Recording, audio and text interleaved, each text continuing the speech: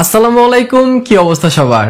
এটা হলো Vivo Y04 আর এইটা হলো Tecno Spark Go 1। Tecno Spark Go 1 2999 টাকায় আপনারা মার্কেটে পেয়ে যাচ্ছেন 464 variant. Are the other hand আপনারা যদি Y04 এর কথা বলেন, এটা 11999 টাকা 464 ভেরিয়েন্ট। কিন্তু 4128 ভেরিয়েন্ট নিতে গেলে সেক্ষেত্রে টেকনোতে আপনাদের 12,500 টাকা পড়বে, আর ভিভোতে আপনাদের পড়বে হচ্ছে 13,000 টাকা। সো 500 টাকার এদিক সেদিক, বাট 64 জিবি নিলে এখানে 1000 টাকার কিন্তু কম বেশি পেয়ে যাচ্ছেন। সো এই 1000 টাকার জন্য ভিভোতে আপনারা কি কি বেশি পাচ্ছেন আর টেকনোতে কি কি কম পাচ্ছেন সেটাই জানাবো আজকের এই ভিডিওতে। তো হ্যালো গাইস, কেমন আছেন সবাই?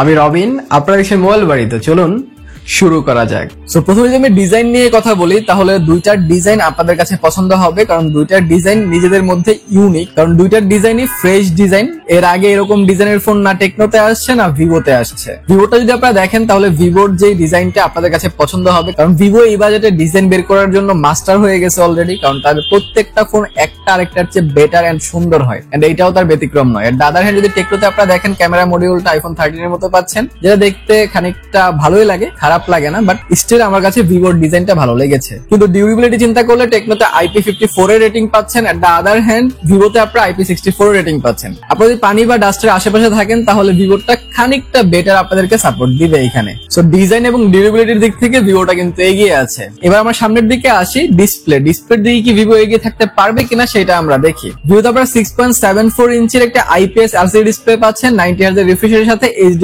রেজোলিউশন। আর দাদা যদি আমরা টেকনোতে দেখি তাহলে টেকনোতে 6.67 ইঞ্চির একটি IPS LCD ডিসপ্লে রয়েছে, এখানে 120 Hz রিফ্রেশ পাচ্ছেন, এইটাও HD+ রেজোলিউশন। কিন্তু 120 Hz এর জন্য ডেফিনেটলি খানিকটা ফ্লুয়েন্ট এন্ড খানিকটা ভালো ফিল হচ্ছিল এখানে Spark Go 1 কে। সো UI এক্সপেরিয়েন্স এন্ড ডিসপ্লের কোয়ালিটি ওভারঅল বিবেচনা করলে Spark Go 1 এগিয়ে থাকবে। এর একটা রিজন হচ্ছে পাঞ্চ হোল ডিসপ্লে। টেকনোতে আপনারা পাঞ্চ হোল ডিসপ্লে পাচ্ছেন, এট দ্য আদার হ্যান্ড ভিভোতে আপনারা নচ ডিসপ্লে পাচ্ছেন। সো কন্টেন্ট ওয়াচিং এক্সপেরিয়েন্স আপনাদের অবশ্যই টেকনোতে বেটার আসবে। এছাড়া দুটো ফোনে কিন্তু আপনারা Android 14 এ পাচ্ছেন, কিন্তু ভিভোতে আপনারা ফুল ফ্লেজ Android 14 পেলেও Android এর Go এডিশন পাচ্ছেন টেকনোতে। যদিও দুটোর প্রসেসরের মধ্যে পার্থক্য যে অনেক বেশি সেটা বলা যাবে না। UniSoC T7225 পাচ্ছেন ভিভোতে আপনারা, at the other hand UniSoC T615 পাচ্ছেন টেকনোতে। দুটোর চিপসেটই অনেকটা কাছাকাছি। আমি তারপরও গেম প্লে দিচ্ছি, আমি টেকনোতে গেমিং করেছি। আপনারা দেখেন যে টেকনোর গেম প্লের যে এক্সপেরিয়েন্স সেটা কেমন ছিল। আপনারা যারা যারা টেকনো ইউজ করেন আপনাদের গেমিং এক্সপেরিয়েন্স আমাকে শেয়ার করতে পারেন। এট দ্য আদার হ্যান্ড ভিভোতেও আমি গেমিং করেছি, ভিভোর গেমিং এক্সপেরিয়েন্সও মোটামুটি ছিল। এটা যে চিপসেট এত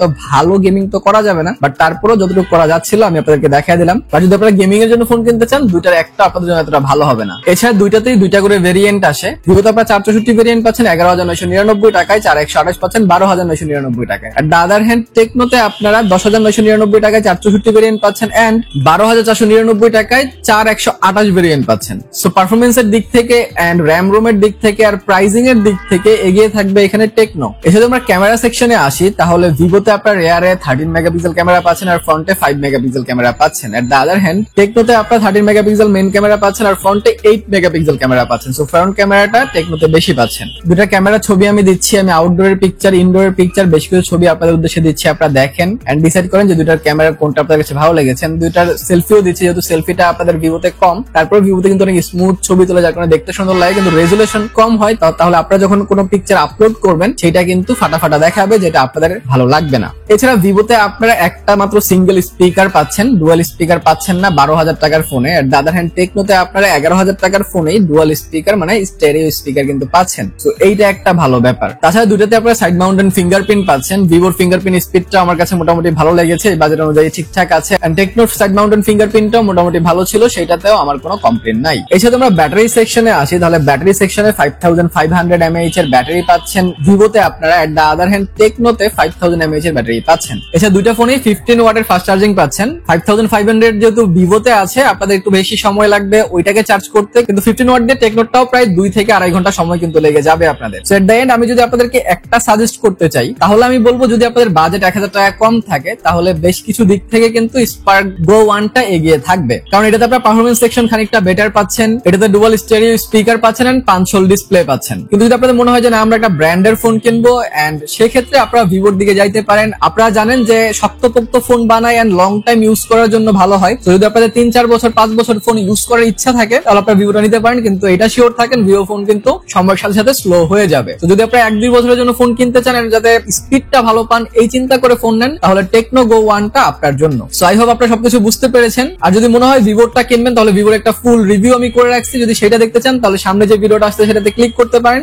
সো ভালো সুস্থ থাকেন, ভিডিওটা ভালো লাইক কমেন্ট শেয়ার সাবস্ক্রাইব করে দিয়েন। দেখা হবে পরের ভিডিওতে। টিল দেন আল্লাহ হাফেজ।